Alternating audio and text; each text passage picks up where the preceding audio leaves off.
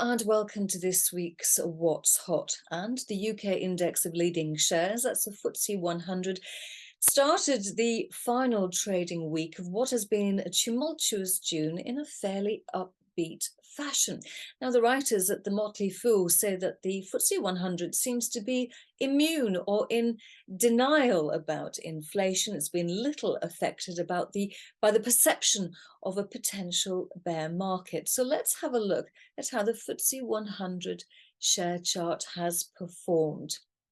However, when there are inflationary fears, we do tend to see more articles devoted to dividend-paying stocks, the ones that provide a little bit of income, the ones that you can tuck away into your stocks and shares, ISA, for example.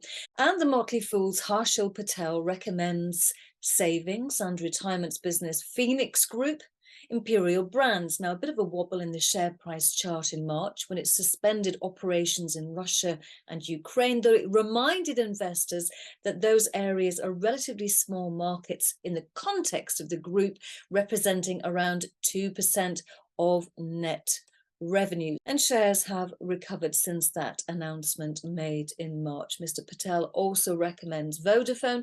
He also recommends SSE, which continues its swift transformation to a low carbon economy. BP, which is trying to do the same, and interbank payment system Paypoint. It's recently announced it's enabling the delivery of cost of living support payments to more financially vulnerable people across the UK. And also Jarvis Securities, another dividend payer. It's the holding company for stockbroker Jarvis Investment Management Limited. And as you can see, most of their recent announcements are dividend payment related.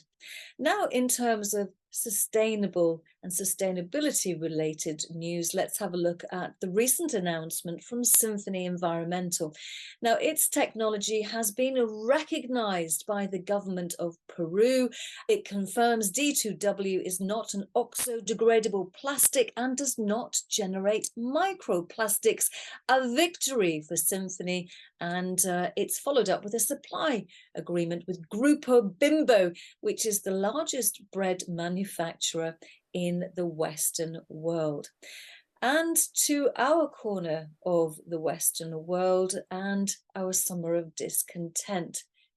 It just seems to be getting worse because Tuesday, June the 28th, more than 115,000 Royal Mail workers will begin voting over whether to go on strike over pay.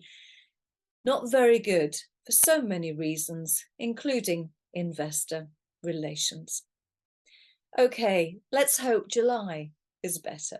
I'll see you same time next week.